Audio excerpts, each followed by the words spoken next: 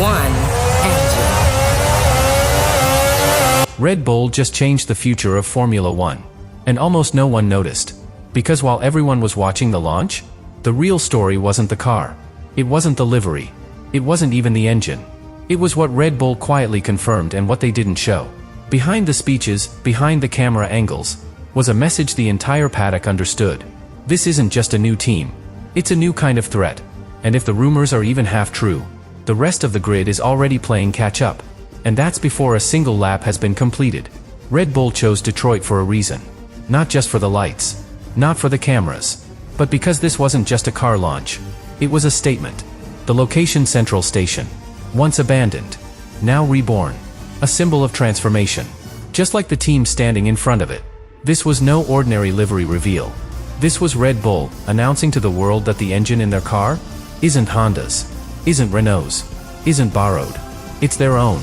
And that changes everything. Because building a Formula One power unit isn't something you do overnight. Mercedes has been doing it for decades. Ferrari, for generations. Red Bull? Just 4 years. From zero. From nothing. And now they're ready to race? Against the very giants they used to buy engines from. But here's the first strange part. The car they showed wasn't real. It looked real. It had mirrors, suspension, even floor detail. But it was just a display model. A carefully crafted show car. Designed to look fast.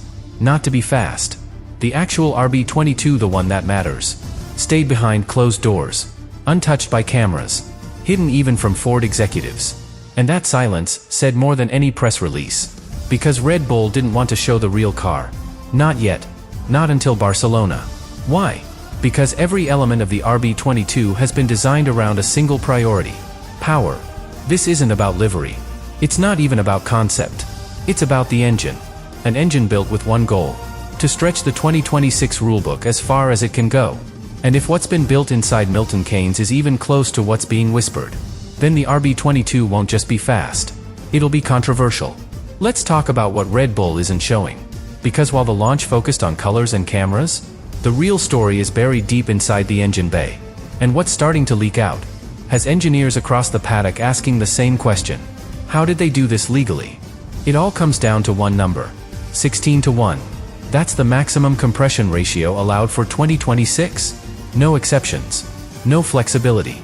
Just a hard rule, on paper. But here's where it gets interesting. That ratio? It only needs to be verified at room temperature. Not during the race. Not while the engine is hot. Not when performance matters. And that tiny detail? Might be the loophole Red Bull is building its entire engine around. Because when an engine heats up, metals expand. And the shape of the combustion chamber changes. Slightly, but enough to make a difference. Sources inside the paddock believe Red Bull has engineered a system that takes advantage of that expansion. Using materials with specific thermal properties. They may have created a chamber that complies cold, but compresses harder when it's hot. It's not illegal. But it's not exactly clean either. And here's the most important part. This could add 10 kilowatts of power. That's around 0.3 to 0.4 seconds per lap. Without any weight. Without any penalty. And without any visible change from the outside. It's invisible performance. Gained in silence. And Red Bull isn't the only one. Whispers suggest Mercedes might be doing something similar. Which raises the question. Is this innovation? Or is it the start of something much messier? Because if it's legal, then every team is going to chase it. But if it's not, if the FIA steps in, it could trigger one of the biggest rule fights since Ferrari in 2019. And this is where the story starts to twist. Because what Red Bull has done might not just change the game.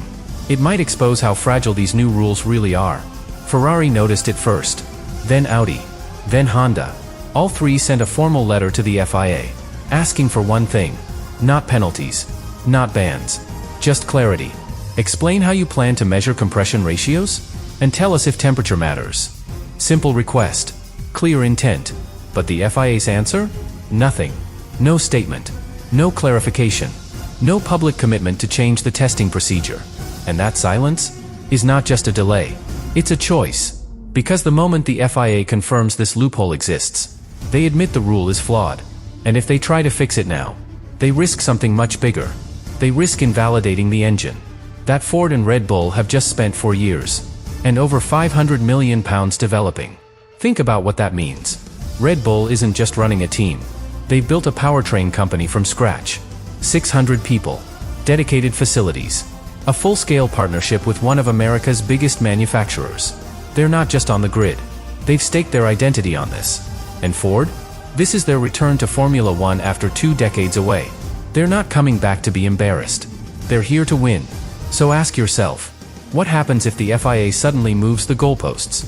What happens if they tell Ford and Red Bull, "You've exploited a loophole, and now we're closing it"?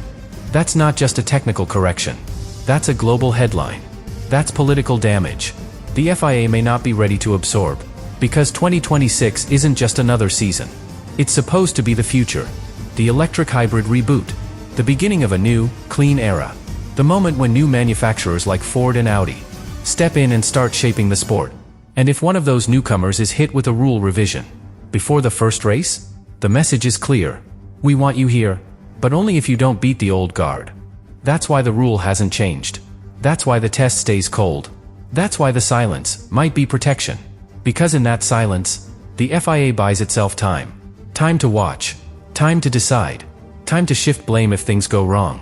But here's the risk. If Red Bull is allowed to keep this advantage unchecked, the entire grid will start chasing loopholes.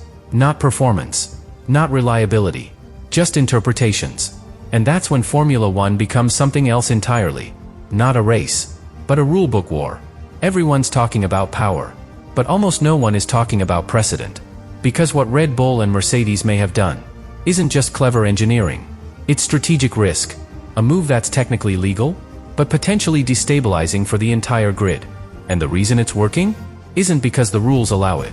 It's because the system needs it. Let's be honest. The FIA needs 2026 to succeed. This is their reboot. New fuel, new balance, new manufacturers, and most importantly, new money. They brought Ford back after 22 years. They convinced Audi to join. They promised a fair, competitive environment, without domination from a single team. But right now, only 2 teams have unlocked the system, Red Bull and Mercedes. And the others? They're watching. They're waiting. They're already behind. So why won't the FIA act? Because fixing this means admitting the most advanced power units on the grid are already skating the edge of legality. And if they admit that now, the entire launch narrative collapses. It stops being about progress and starts being about control. Now look back at 2019. Ferrari. Sudden engine gains. Strange telemetry. Unexplained straight-line speed. Teams protested. The FIA investigated. But the final report was never released. No punishment. No confirmation of wrongdoing. Just a secret deal. And a new rule the following year. That's not transparency. That's damage control. And some insiders believe that's exactly what we're seeing again. This time with compression ratios. This time with Red Bull. And this time with Ford watching closely. Because if the FIA allows it now, even just once, they've created a new template, a new playbook, for what teams can get away with, under a silent governing body. That's the danger. Not the engine, not the power, but the idea that rules can be interpreted one way on paper, and another way on track. This isn't just about who's fastest. It's about who's being protected. And the real winners might not be the ones crossing the finish line first. Let's stop pretending this is just about a clever engine. Because if Red Bull's system is as efficient as insiders believe, they won't need to dominate every race. They just need to be ahead long enough to make the rest of the field chase shadows. Here's what changes team by team. For Red Bull, it's more than a performance gain. It's a validation. Not just of the engine itself, but of the decision to break away from Honda. They've risked everything. Control, money, political capital. They built a factory from scratch, hired Mercedes engineers, brought Ford into the project. And now, they might already have the most advanced 2026 power unit on the grid. If it works, the consequences are massive. Red Bull becomes a constructor in the full sense. Not just in chassis, but in power. And that gives them something no one else has. Complete autonomy. Now look at Ferrari. They pushed back early. They saw the compression trick. They raised the flag. But nothing changed. And that's a problem. Because Ferrari is in a position they hate. Waiting. Reacting. Behind. They can't match Red Bull's interpretation immediately. Their PU is already locked in for homologation. And if they change materials now, they risk reliability, fuel combustion, even cooling architecture. Their only option? Hope for a rule clarification. Or chase and copy quietly. Now Mercedes is a different case. They haven't protested. They haven't spoken. They haven't leaked. And that silence might be the loudest signal on the grid. Because some believe Mercedes is doing the same thing. Same materials. Same heat-based expansion. Same power gain. If that's true, then we're heading into a 2026 season, where two teams are running a completely different engine philosophy, with full knowledge and no FIA resistance. What does that mean for the rest? Audi is just arriving. Conservative. Structured. Still understanding the political battlefield. Honda is back with Aston Martin. Fast, yes, but cautious. They've already clashed with the FIA before. They won't poke the bear unless they're sure. So what we're seeing is a grid already split in two. Not by results. Not by lap time. But by access. Access to the real rulebook. The unofficial one. The one that's written in gray areas and interpreted in silence. And then there's the FIA. If this loophole becomes public, if Red Bull dominates with it, and if Ferrari fails to catch up, they'll face one of two choices. Either change the rules mid-season, like they did in 2021 with the rear wings, or let it play out, and risk a two-team title fight before round one even begins. Neither option is clean. Neither keeps all parties happy. And both lead to one conclusion. The championship fight for 2026 may have already started. And for some teams, it might already be over. So what happens next? That depends on who blinks first. Because the advantage Red Bull may be holding won't stay invisible forever. If they open the season with a clear lead, if their straight-line speed suddenly jumps, if Mercedes is right there with them, there will be questions. And eventually, those questions turn into investigations. But here's the part no one wants to say out loud. By the time the FIA reacts, it might be too late. The points will already be scored. The championship may already be leaning one way.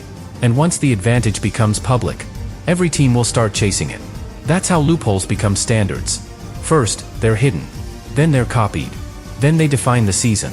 And once that happens, fixing the rule doesn't reverse the result. It just rewrites the history books, without changing the ending. And this is where the real tension lies. Because Red Bull isn't just pushing the limit of performance. They're testing the limit of governance. And if the FIA lets this pass, even once, they send a message to every other team and every future regulation. If you're bold enough and fast enough, you'll get away with it. And maybe that's the risk Red Bull is willing to take. Because in a season where everything resets, sometimes the team that wins isn't the one with the fastest car. It's the one that moves first, even if nobody saw it coming.